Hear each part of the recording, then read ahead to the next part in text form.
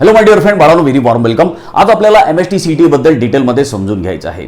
MST-CET ही exam कशा प्रकारची आहे, याचा पॅटर्न काय असतो, याचं स्ट्रक्चर कशा तऱ्हेचं आहे, याच्यासाठी कोणता सिलेबस आहे, कोणते रेफरन्स बुक वापरले पाहिजे, कोणतं स्टडी मटेरियल वापरलं पाहिजे, हे सगळी माहिती आपण वन बाय वन करत समजून घेऊ.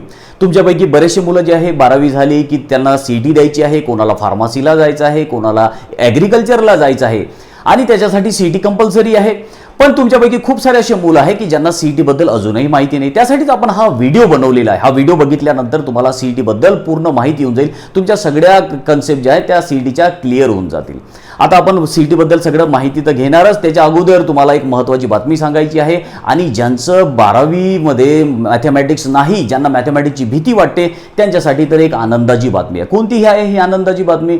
तर बघा, आपल्या भारत सरकारची एक संस्था आहे ज्याचं नाव आहे AICTE. आपण बोर्डवर नोट डाऊन केलेलं आहे.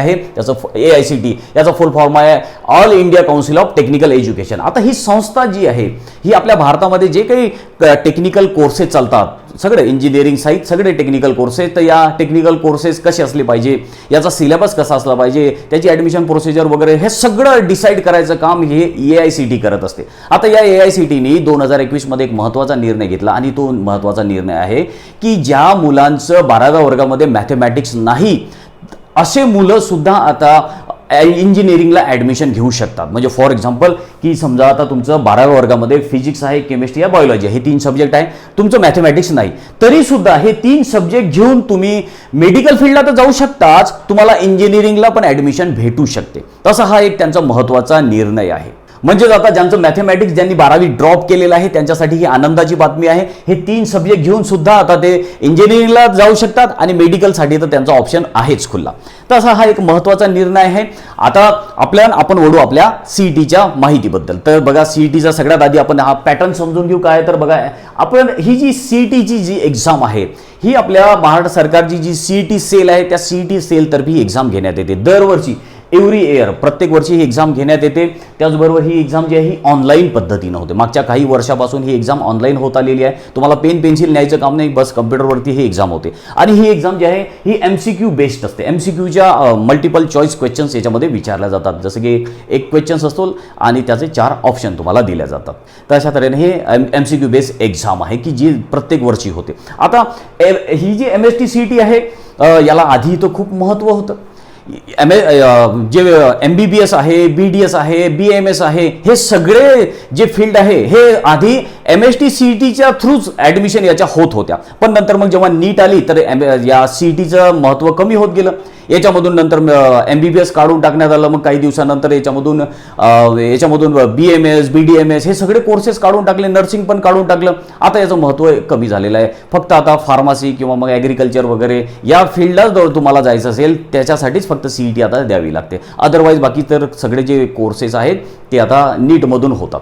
आता ही जी CET आहे बाळांनो, पर्टिक्युलरली आपण ज्याच्याबद्दल बोलणार तर ते माझा सब्जेक्ट आहे बायोलॉजी. तर मी बायोलॉजीबद्दल याच्यामध्ये सांगणार आहे. आणि मी या CET बद्दल या बोर्डवर आपल्या पूर्ण ही सगळी CETची माहिती लिहिलेली आहे. आणि याच्यामध्ये ही खूप सारी कामाची माहिती आहे आणि तुम्ही याचा स्क्रीनशॉट घेऊ शकता. आता आपण समजून घेऊ की कशा प्रकारची एक्झाम आहे. तर आता बघा की 3 सब्जेक्ट आपण नोट केलेले आहे. ते फिजिक्स आहे, केमिस्ट्री या बायोलॉजी आहे. ठीक आहे. आता 11 मधून किती सब्जेक्ट 11 मधून किती क्वेश्चन्स विचारला जातात, 12 मधून किती क्वेश्चन्स विचारल्या जातात, त्याचबरोबर प्रत्येक क्वेश्चन्सला किती मार्क्स असतात, किती टाइम असतो, म्हणजे हा सगळा पॅटर्न आता आपल्याला समजून घ्यायचा आणि त्याच्यासाठी हा चार्ट आपला खूप कामाचा आहे. ठीक आहे. तर या चार्टच्या मदतीनंच आपल्याला हे समजून घ्यायचं आहे. हा जो टेबल काढलेला आहे या टेबलमधून समजून घेऊ आपण. तर आता सगळ्यात आधी बघा की तुम्हाला दिसतो सब्जेक्ट फिजिक्स. तर फिजिक्ससाठी जे आहे 11व्या वर्गामधून 10 क्वेश्चन्स विचारले जातात. फिजिक्सचा जो सिलेबस आहे 11वीचा त्याच्यातले 10 क्वेश्चन्स विचारले जातात. 12वीच्या सिलेबसमधून 40 क्वेश्चन विचारले जातात. म्हणजे 10 आणि 40 किती झाले? 50 क्वेश्चन्स झाले. आणि प्रत्येक क्वेश्चनसाठी 1 मार्क विचारला, प्रत्येक क्वेश्चनसाठी 1 मार्क्स असतो. तर अशा तऱ्हेनं 50 जर क्वेश्चन्स आहेत तर 50 मार्क्स फिजिक्ससाठी आहेत. आणि याचं ड्युरेशन जे आहे ते 45 मिनिटाचं असते साधारणतः. फिजिक्स आणि केमिस्ट्री हा एक पेपर असतो, त्यानंतर बायोलॉजीसाठी सेपरेट पेपर असतो. तर फिजिक्स आणि केमिस्ट्रीसाठी जे आहे तुम्हाला 90 मिनिटं भेटतात, म्हणजे 1.5 तास तुम्हाला भेटतो. तशा तऱ्हेने हे झालं फिजिक्ससाठी. त्यानंतर आता केमिस्ट्री जी आहे ते 11वीचा जो सिलेबस आहे त्या 11वीच्या सिलेबसवर केमिस्ट्रीतले 10 प्रश्न विचारले जातील.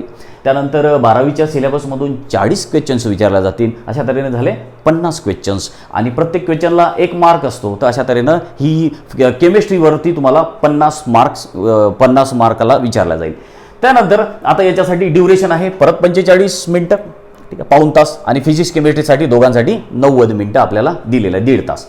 त्यानंतर आता महत्त्वाचं म्हणजे बायोलॉजीमध्ये CET-मध्ये बायोलॉजीला 50% वेटेज आहे. म्हणजे 200 मार्काची क्वेश्चन 200 मार्काची जर परीक्षा असेल तर 100 मार्क जे आहे हे बायोलॉजीवरच विचारल्या जातात. 100 क्वेश्चन बायोलॉजीचे असतात. एवढं इम्पॉर्टन्स आहे, 50% इम्पॉर्टन्स बायोलॉजीला. काय बघा याचा आता 11व्या वर्गाचा जो सिलेबस आहे त्या सिलेबसमधून 20 क्वेश्चन्स विचारल्या जातात बायोलॉजीचे CET-मध्ये. त्यानंतर 12वीचा जो सिलेबस आहे त्या 12वीच्या सिलेबसमधून 80 क्वेश्चन्स विचारल्या जातात. आता किती झाले? 100. प्रत्येक क्वेश्चनसाठी मार्क्स असतो, 1 मार्क्स असतो. सगळ्यात महत्त्वाचं इथे निगेटिव्ह मार्किंग नसते. तुम्हाला सगळ्यात महत्त्वाचं म्हणजे जसे नीटमध्ये निगेटिव्ह मार्किंग आहे, CET-मध्ये निगेटिव्ह मार्किंग नाही. CET-मध्ये डायरेक्टली 1 मार्क दिला जातो तुम्हाला. आणि तुम्ही रॉंग जर क्वेश्चन केला तर काहीही मार्क कटत नाही, म्हणजे निगेटिव्ह मार्किंग नाही. आता किती झाले? 11व्या वर्गातले 20 प्रश्न विचारले जातील, 12व्या वर्गातून 80 विचारले जातील. प्रश्न किती झाले? टोटल क्वेश्चन झाले 100 आणि प्रत्येक क्वेश्चनसाठी 1 मार्क आहे, म्हणजे 100 मार्क्स तुम्हाला बायोलॉजीमध्ये विचारले जातील. आणि या 100 मार्क्स किंवा हे 100 क्वेश्चन सोडवायला तुम्हाला वेळ दिला जातो 90 मिनिटाचा, म्हणजे तुम्हाला 1.5 तासाचा वेळ दिला जातो. तर अशा तऱ्हेनं फिजिक्स, केमिस्ट्री आणि बायोलॉजी ही जी एक्झाम आहे, ही CETची जी एक्झाम आहे त्याच्यामध्ये तुम्हाला टोटल जे आहे 200 क्वेश्चन्स राहतील आणि 200 मार्कांची ही एक्झाम राहील. आणि याच्यासाठी जो वेळ दिलेला आहे तो आहे 180 मिनिटाचा, किंवा मग आपण याला तासामध्ये कन्वर्ट केलं तर 3 तास हे होतात. म्हणजे आता इथे तुम्ही विचार करा की 200 क्वेश्चन्स आहेत आणि ते तुम्हाला 180 मिनिटामध्ये सोडवायचे आहेत. म्हणजे एका क्वेश्चनला 1 मिनिट पण भेटत नाही. नीटमध्ये तरी एका क्वेश्चनला 1 मिनिट भेटतो, पण इथं त्याहीपेक्षा कमी टाइम दिलेला आहे. तर 200 क्वेश्चन सॉल्व्ह करायला तुम्हाला 180 मिनिटं भेटतात. तर हा असा पॅटर्न आहे. या पूर्ण टेबलमधून तुम्हाला डिटेलमध्ये हे सगळं समजेल याच्यात. आता वळू आपण पॅटर्न तर समजलं आपल्याला कसं काय कोणत्या याच्यावर विचारलं जातात. तर आता सिलेबस काय याचा? तर सिलेबस जो आहे 11चा जो सिलेबस आहे तो 20% विचारला जातो आणि त्याचे फार मोजके चॅप्टर विचारले जातात. 11व्या वर्गाचे सगळे चॅप्टर करायची आवश्यकता नाही. आपल्याला सध्या 2021 मध्ये 4 चॅप्टर त्यांनी दिलेले आहे 11वीचे CET-साठी. कोणते चॅप्टर्स आहे ते बघा. तर चॅप्टर पण आपण नोट डाऊन केलेला आहे. जसं बायोमॉलिक्युल्स हा चॅप्टर आहे, रेस्पिरेशन अँड एनर्जी ट्रान्सफर आहे, त्यानंतर आहे human nutrition, excretion and osmo regulation हा चॅप्टर. एवढेच चॅप्टर आहेत 11व्या वर्गाचे. तर या एवढ्याच चॅप्टरमधून 20% क्वेश्चन विचारले जातात आणि याचे फक्त या 4 चॅप्टरमधून तुम्हाला 20 क्वेश्चन विचारले जातील. लक्षात आलं ना? त्यानंतर आता हे 12वीचा सिलेबस. 12वीचा सिलेबसवर 80% क्वेश्चन्स विचारले जातात. म्हणजे 80 क्वेश्चन्स विचारले जातील 12वीच्या सिलेबसवर. मग 12वीचे कोणते चॅप्टर आहे? तर 12वीचा ऑल सिलेबस आहे, सगळा 15 चॅप्टर आहे. 15चे 15 चॅप्टर तुम्हाला वाचावे लागतील. 11वीचे फक्त 4 चॅप्टर वाचावे लागतील, हे जे काही दिलेले आपण. आणि 12वीचे पूर्णचे पूर्ण 15 चॅप्टर म्हणजे पूर्ण सिलेबस विचारला जातो. तशा तऱ्हेनं 20 आणि 80 असा याचा पॅटर्न आहे. तर आता तुम्हाला इथे सिलेबस पण समजलेला आहे. आता पुढचा पॉईंट आहे की आता रेफरन्स बुक कोणते वापरायचे, कोणत्या बुक्समधून क्वेश्चन्स विचारल्या जातात. तर बघा की महाराष्ट्र सरकारचे जे आपल्या बुक्स आहेत ते महाराष्ट्र सरकारचे बुक्स वापरायचे. आपले स्टेट बोर्डचे बुक्स आहेत, महाराष्ट्र सरकारने जे काही बुक्स बनवलेले आहेत ते बुक्स वापरायचे. त्याच्यामधूनच तुमची स्टेट बोर्डची पण तयारी होऊन जाते चांगल्या तऱ्हेने आणि CET-साठी पण त्याची तुमची चांगली तयारी होऊन जाते. त्याचबरोबर हे जे आहे त्याची PDF तुम्ही मोबाईलमध्ये डाउनलोड करू शकता. त्याचबरोबर एक दीक्षा ॲप म्हणून आहे, ते दीक्षा ॲप तुम्ही डाउनलोड करून घ्या. त्याच्यामध्ये पण पूर्ण हा सिलेबस तुम्हाला येऊन जाईल. म्हणजे तुम्ही मोबाईलमध्ये पण हे बुक्स वाचू शकता. आता राहिलेला प्रश्न की तुम्ही आता याची प्रॅक्टिस कुठे कराल? तुम्हाला CETची प्रॅक्टिस करायची आहे, MCQची प्रॅक्टिस करायची आहे. तर MCQच्या प्रॅक्टिससाठी खूप सारे मोबाईलवर ॲप पण आहेत, पण असे पर्टिक्युलरली CETसाठी इथं ॲप नाहीत.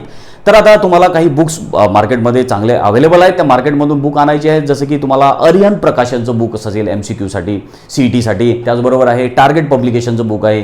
त्यानंतर लातूर पॅटर्नचे काही बुक्स आहेत. तर असे काही फेमस पब्लिकेशनचे काही बुक्स आहेत जे चांगल्या प्रकारचे बुक्स आहेत. तर असे बुक्स आणा. नुसतं अभ्यास करून चालणार नाही, तर तुम्हाला MCQची प्रॅक्टिस पण जेव्हा तुम्ही MCQची प्रॅक्टिस कराल तेव्हा तुम्ही CETमध्ये सक्सेस भेटणार आहे तुम्हाला. तर सिटी मध्ये जर सक्सेस पाहिजे असेल तर एमसीक्यूची भरपूर सारी प्रॅक्टिस करा, नुसता अभ्यास करून चालणार नाही. तर अशा तऱ्हेनं तुम्ही जर हा सगळा सिलेबस फॉलो केला, हे सगळे चॅप्टर व्यवस्थित वाचले आणि एमसीक्यूची चांगली प्रॅक्टिस केली तर सीईटी मध्ये तुम्हाला आउट ऑफ मार्क भेटू शकतात आणि तुम्हाला जे काही स्वप्न आहे, तुम्हाला ज्या काही फील्डमध्ये जायचं आहे त्या फील्डमध्ये तुम्हाला आरामात जाता येईल. तर ही होती सीईटी बद्दलची माहिती. माझ्या परीनं मी तुम्हाला हे सगळे सीईटीचे पॉईंट कव्हर करायचा प्रयत्न केलेला आहे. याच्या व्यतिरिक्त तुम्हाला आणखीन काही विचारायचं असेल तर तुम्ही मला कमेंट करून जरूर विचारा. Thank you very much.